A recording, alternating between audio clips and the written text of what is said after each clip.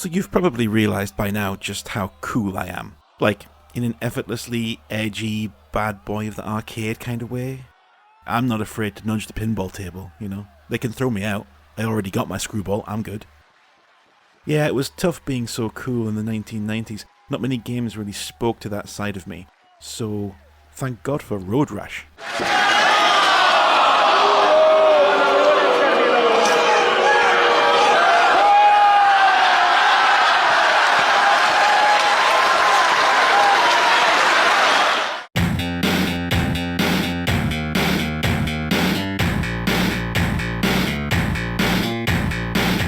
Yeah, that's more like it. Get on the leathers, get out on the open road. On the hog. Yeah. Smoke the punks and beat the living tar out of some coppers. Just a regular Sunday for me in 1992. Humorous lies there, folks. Funny lies to segue us into talking about Road Rash 2, a game I loved and still love. If it's not already evident, it will become so over the course of this entire list. I'm a big fan of racing games. I don't know what it is, I don't even like driving in real life, but racing games have always appealed to me and they're the one kind of game I've put the most time into getting good at. It's possible they felt quite low stakes as a kid, not much stress involved in losing while you get better. It's not like the character died or anything because you didn't win a race. Road Rash doesn't immediately look like anything special among these 2D rear-view racing games that were everywhere through the 80s and 90s. Outrun, Pole Position, Hang On, Road Blasters, etc. But this feels entirely different from those games to play. One of the biggest reasons for this is that the animation style that mimics a 3D environment by having an undulating landscape that moves up and down as you travel into the horizon.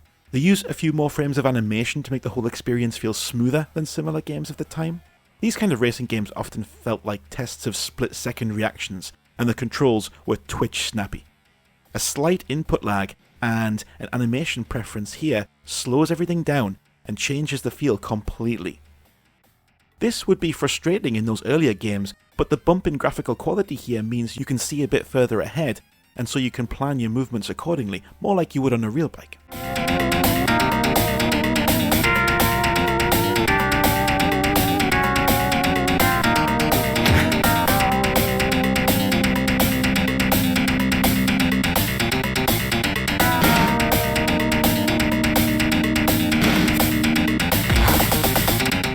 Importantly, it's not just about racing either, as combat with your opponents is all but essential to winning these races.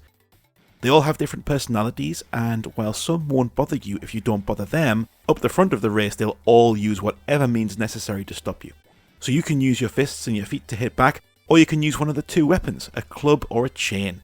The chain was the best thing to have, that's what you wanted, because it takes huge damage out of whoever you hit with it, and you can swing it round your head constantly like this so people can see you are not to be trifled with. It's also a nice touch that the race isn't over just because you crash and fly off your bike. You can run back to it, get up and keep going in real time.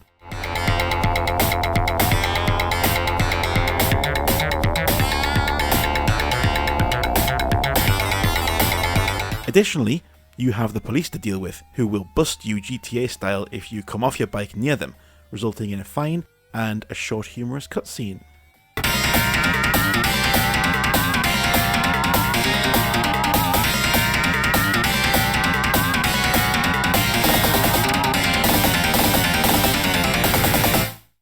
$400, that's steep, isn't it? Although, no, it's not all bad. Look at this. A Star Trek reference and that haircut? Things are looking up. So what's your deal? Is there a Mr. Officer O'Connor? The difficulty balancing in Road Rash meant that there were always organic moments of high drama and action. Once you've learned the 5 tracks and can get through level 1 pretty easily, then you're in level 2, where you know you're pretty quickly in some bother.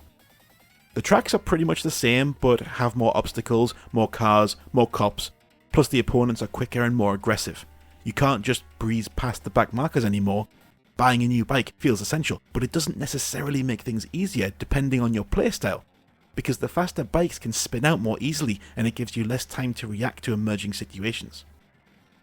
Altogether, these features made Road Rash feel like a level above what had been available in racing games beforehand. The crazy pile-ups and the near misses are heart-pounding. The regular characters roasting you after each race Makes those encounters feel more consequential as well, more than if they were just faceless riders. And it all added up to what felt like a premium experience, and one that was never fully recreated.